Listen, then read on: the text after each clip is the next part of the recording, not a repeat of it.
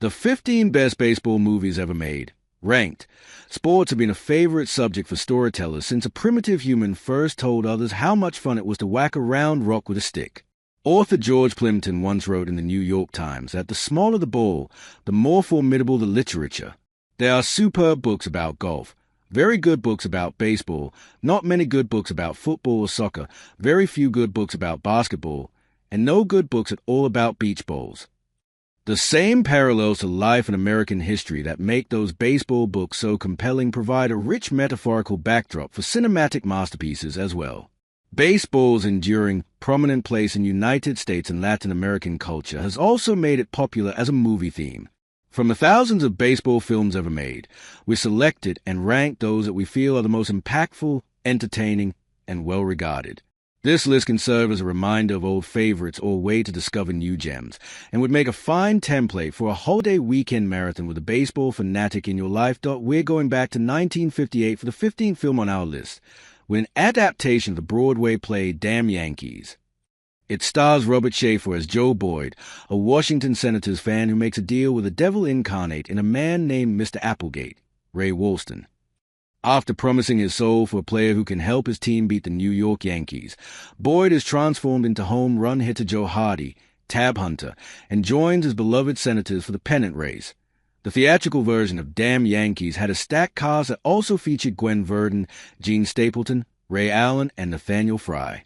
It shows its age a bit almost 70 years later, but still offers nearly 2 hours of musical fun.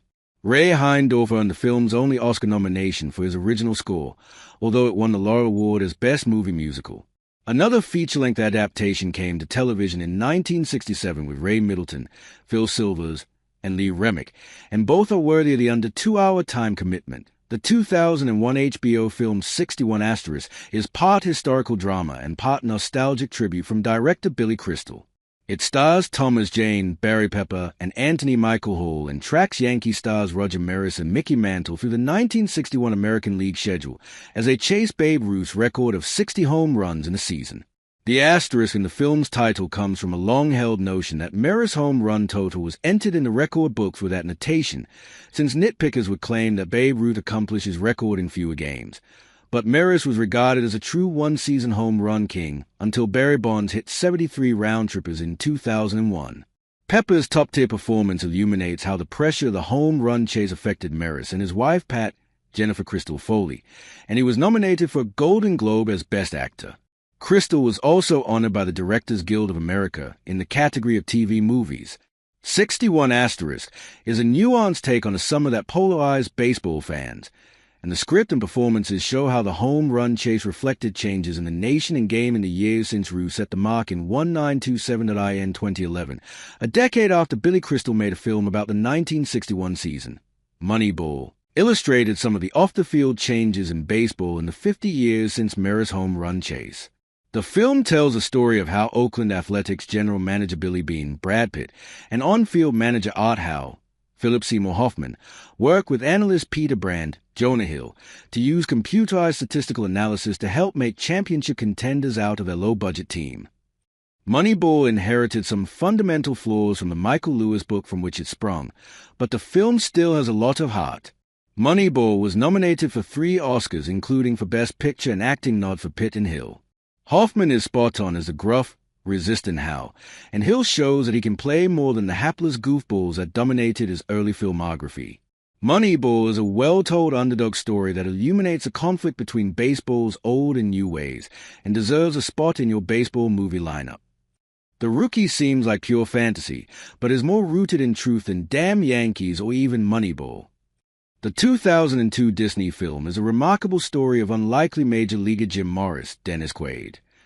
In 1999, Morris was coaching a Sad Sack, Texas high school baseball team and promised his players he would revive his own pro baseball dreams if they won a championship. After an unlikely title season and stellar trade, he earned a spot on the Tampa Bay Devil Rays pitching staff. Agent Steve Cantor saw an article in Baseball Weekly about Morris and knew right away it was a good story. According to the MLB.com website, Cantor told Morris, "If you pitch well in AAA, the Rays are going to call you up to the big leagues." And if the Rays call you up to the big leagues, I promise you we're going to make a movie about your life, and you're never going to have to worry about being able to take care of your family again. Brian Cox, who went on to play Logan Roy on Succession, shines as Jim Morris Sr., and Angus T. Jones was nominated for a Young Artist Award for his performance as Jim's son Hunter. The rookie is inspirational without being too syrupy, and Quaid's Morris is eminently likable. It's family-friendly and full of lessons in perseverance and positive thinking, making it perfect viewing for a rainy weekend afternoon. The nostalgic 1993 sleeper hit The Sandlot focuses on the summer of 1962 and a group of Southern California preteens who meet in a neighborhood field to play baseball every day. Scotty Smalls, Tom Gyrie, is new in town and not very athletic, but is welcomed to the ongoing game by its leader, Benjamin Benny the Jet Rodriguez, Mike Vitter. Karen Allen and James Earl Jones deliver strong performances in limited screen time, and the script of The Sandlot is full of inspirational bon mots like heroes get remembered, but legends never die. The Sandlot is mostly feel-good family fare, although there's plenty of crude trash talk from the boys, including such poetic epithets as fart smeller and buffalo butt breath.